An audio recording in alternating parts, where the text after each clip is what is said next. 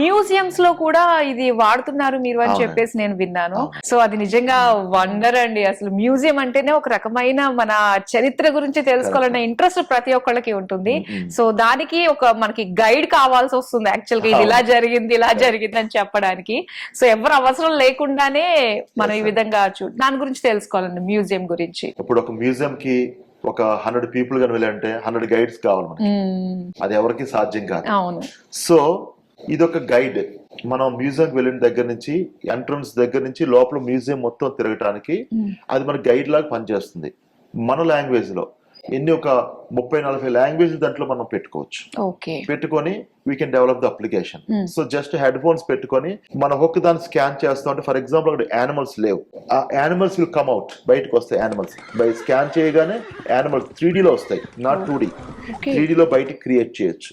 And Andhra Pradesh లో 2 museums, ఏలూరులో ఒకటి, బాపు మ్యూజియం ఒకటి, అండ్ కొండపల్లి ఫోర్ట్, ఇవన్నీ మేము డెవలప్ చేసామండి.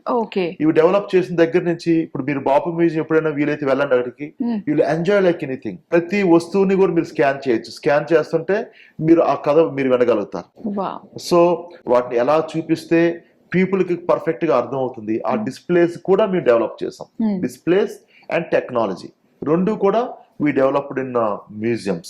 ఏ చలనం లేని స్టాటిక్ గా ఉన్న మ్యూజియంస్ ని more interactive, more engaging, more informative గా ట్రాన్స్ఫర్మేట్ చేసాం, వాటిని మార్చాం. చాలా బాగుందండి టెక్నాలజీ.